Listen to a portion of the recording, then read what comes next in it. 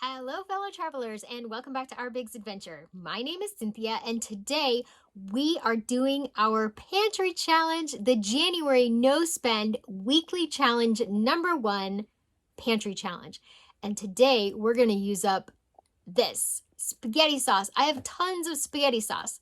So if you're ready, press the like button and let's get to work. In the using up what we have no spend challenge, I decided to make a grand day of lasagna meal prep. I have all of this spaghetti sauce that is getting ready to expire in April, in February, April, June. All of this is getting ready to go past the best by date. So I stopped at Walmart and got these lasagna noodles, got some cheese from Aldi, some hamburger, I've got onions, I've got some mushrooms, a couple of pork sausages, these from the Dollar Tree, some produce, and all this ricotta cheese. This was the only ricotta cheese they had at Aldi, and I was glad to get it. Let's make a grand lasagna meal prep. We're going to give some away, and we are going to put some in our freezer. So if we take a look, I have a lot of gluten-free lasagna noodles. Throw in some gluten-free lasagna noodles into the mix, and we're going to make regular lasagna and gluten-free lasagna. I found these little bits of spaghetti sauce in my freezer tour. Let's use those up too. So grateful to have Mr. Biggs in the kitchen this morning helping me get started with my meal prep for the no spend week. I found some great stuff during my pantry, freezer, and fridge clean out. Pretty much all I was missing was the fancy cheese, and we were ready to go to make some lasagna. At least twice a year I do a fridge, freezer, and pantry clean out. And what better way to do that than to meal prep some freezer meals for another night.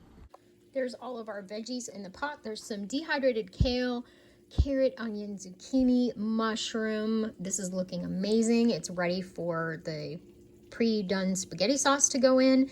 There's some herbs in there. So excited. This is going to be a bomb batch of spaghetti sauce. Here's my meat that I'm going to put in just a minute. And I've still got another round of meat to go. Well, on our way here, we've got all the spaghetti sauce draining out of all of these jars. I've used up about half of that. It's pretty good. My filling is all made. Mr. Biggs very nicely shredded all of this chunk of Parmesan I found in the refrigerator to put in the lasagna. About halfway down my coffee, got half my juice gone. And then over here, we've got second round of meat bubbling away. Mixture of pork sausage and hamburger. And then our sauce is on. Gotta stir that up. I'm gonna it on kind of low, so I'm gonna let the flavors just come together. By the time this spaghetti sauce cooks all down, you won't even be able to see these zucchini shreds. I learned this from Mrs. Kathleen Sisler, who survived the Depression, and how they stretched their meat was they put shreds of zucchini and carrot from their garden in with the meat. It bumps up the vitamins and also stretches the meat out.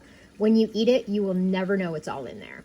After looking at the sauce, I need to put more in. This is how much spaghetti sauce I have left in my pantry.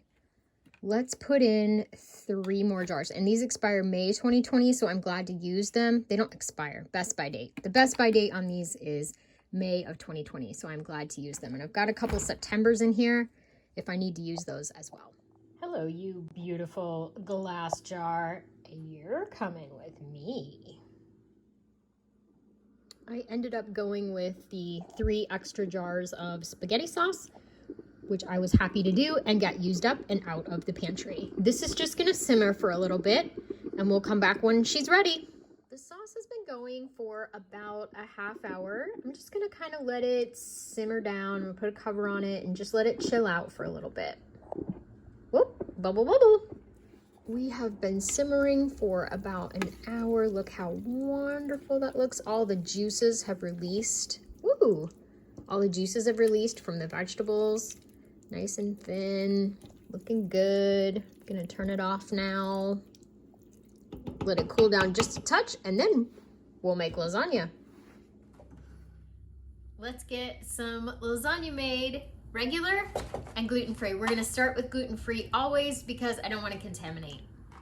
I don't really have a set recipe for the filling of the lasagna. I use ricotta cheese, mozzarella, whatever other fancy cheeses I can find, egg, a little bit of garlic salt, taste it to make sure it's delicious. That's one of the frustrating parts about cooking with me is I never make the same thing the same way 2 times. You can see here how I build the lasagna: sauce, noodles, sauce, more cheese. And there is our 3 gluten-free lasagnas in the oven with those no-bake noodles. You want to bake them immediately, and then on the day that you serve your lasagna, you just heat it up. Those no-bake noodles do not do well in a freezer situation if you don't bake them first. Here's the gluten noodles, and they're looking pretty good. I'm gonna pull them here in about 2 minutes. Looking good. I took the noodles out of the boiling salted water and rinsed them with cold water. I laid them on the baking sheet just to make it a little easier to work with them. Same rotation as last time: sauce, noodle, cheese, noodle, sauce, more cheese. Have a little bit of filling. I have a lot of sauce. I'm excited for this sauce because I'm going to package this up in spaghetti sauce container thingies and use them for Mr. Biggs. I have some leftover noodles. I think what I'm gonna do is make some lasagna roll-ups. My son used to love those when he was a kid. Got a few pieces of provolone left. I'm gonna make him a special little container and I'll take it over. His birthday is actually next week. Lasagna roll-ups are really easy. You take your cooked noodle, spread your filling down the middle of it, roll it up, and pop it into the sauce-filled pan. These were great when my kids were younger. They were hungry teenagers, and this uses more noodles and less of the filling and cheese. That used up every single scrap of the cheese, the filling, and I still have a ton of sauce left, which I'm very, very happy about. There we have it. These 2 are for my friends Julie and Bryce. I'm so proud of her, and her taste buds are starting to come back. So there's one for New Year's Day and one for the freezer for another night, and it's just the 2 of them. Then this one is for our friends Rich and Asia that live down the street from us, and this is for my son, the lasagna roll-ups. I just called him. He's so excited to come and pick this up because he loved this when he was a kid.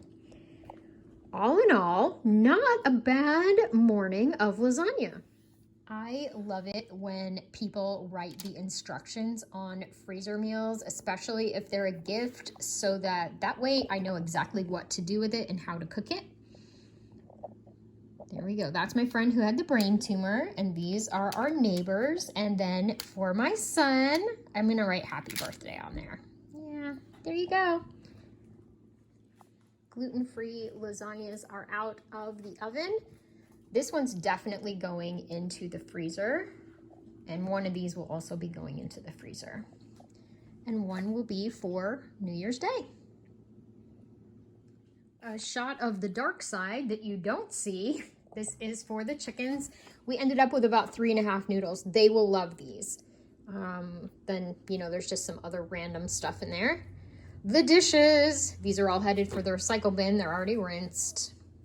Clean dishes. Yep. So that's the dark side of YouTube. The reviews are in, and the lasagna was a hit. Everyone loved it. My son's girlfriend wants to learn how to make the lasagna roll-ups. Thanks so much for watching. Hope you got something out of the video. What are you making for your pantry challenge this week? Let me know down in the comments. And remember, everybody, life is an adventure, so enjoy your journey. Bye-bye.